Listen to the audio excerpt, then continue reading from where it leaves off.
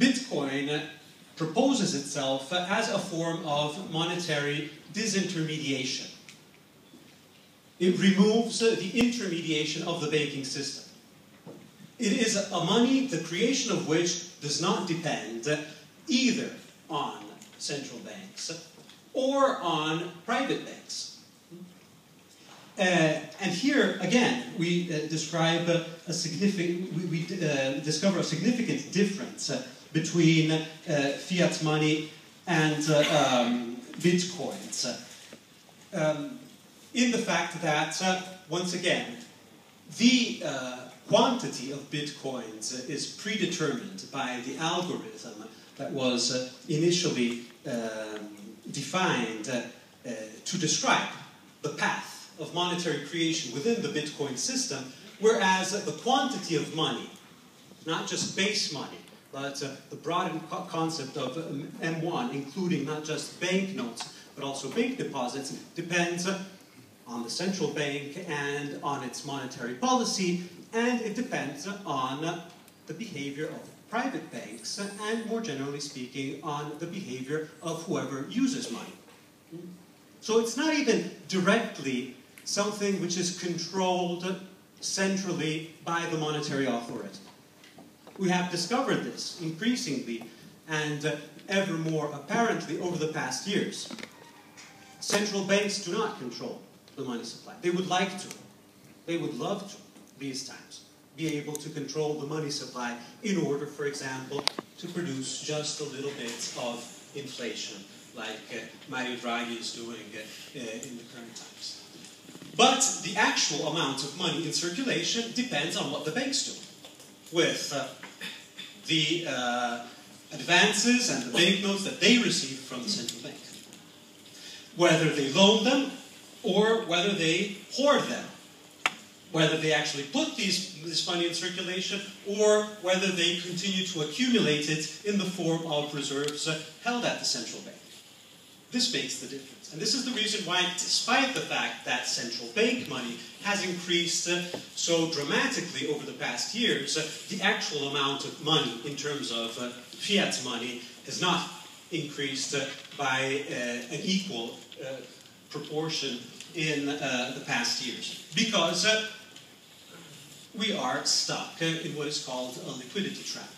Because a lot of this money is being hoarded by the banks, by businesses, by individuals, and hence is not actually entering into circulation.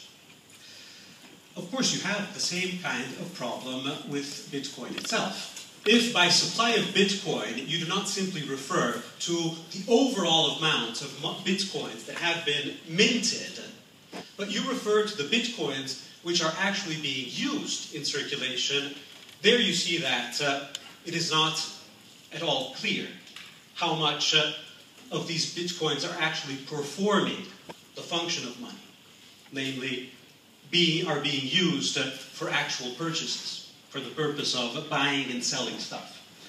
Also, this was mentioned, a large part of the Bitcoins that were minted in the early days of Bitcoin are actually stored somewhere, possibly lost, in any case subtracted from circulation.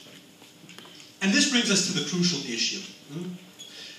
Is the fact of being created in fixed amounts actually an advantage or a disadvantage of Bitcoin? Since this was underlined clearly as the distinctive feature of Bitcoin from the very beginning.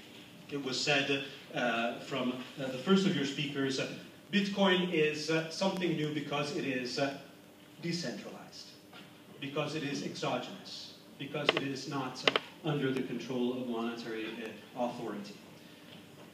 Well,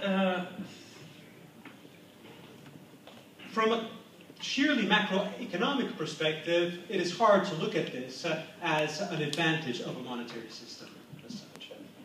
Because the fact of having a money, the supply of which is predetermined, means that you have no assurance that the amount of this money will correspond to the task that this money is supposed to perform.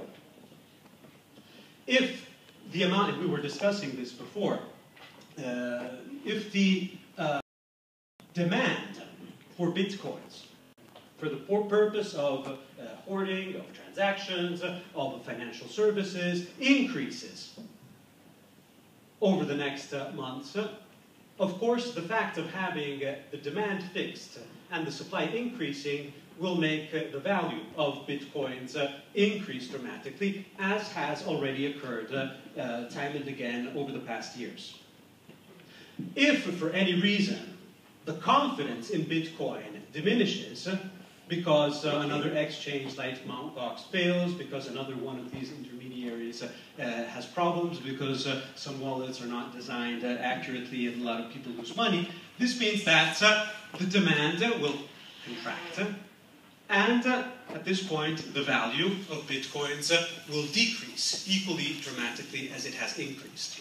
And this is the reason why the value of bitcoins has been exposed to a high degree of volatility over the past years. Can we expect this volatility to recede? Well, I'm not too confident about this. Precisely because of the way Bitcoin is designed. Because there is no assurance of the fact that the supply will be stabilized in relationship with the demand, which is the only guarantee of a stable price for a commodity which is traded on the exchanges. And this is the reason, the rationale for having a monetary authority when we discuss fiat money. The monetary authority is there. All central banks are there with a commitment written in their statutes to preserve of the purchasing power of that money, to preserve the stability of the value of that money, to preserve the fact that that money is reliable as money, that you can receive it and spend it. Now, of course, we could argue, and it would be interesting to argue, if central banks are doing this task well. I have my doubts, and my students know that I have my doubts. I'm not saying that fiat money is well designed. I am questioning, though, whether, from this point of view, Bitcoin is designed better. Of course, if you have a monetary authority, you always run the risk that they are not doing their job well. And obviously today, whether it is for reasons of miscalculations, misjudgment, or for whatever other reason, monetary authorities have trouble performing the task that has been entrusted to them. Otherwise, we would not be talking about deflation in Europe. Deflation is the evidence of the fact that Mario Draghi has trouble performing his task. He is not being able to deliver this goal of stabilizing the purchasing power of the euro at close to 2% inflation rate, as we know his business ought to be. So, of course, if you have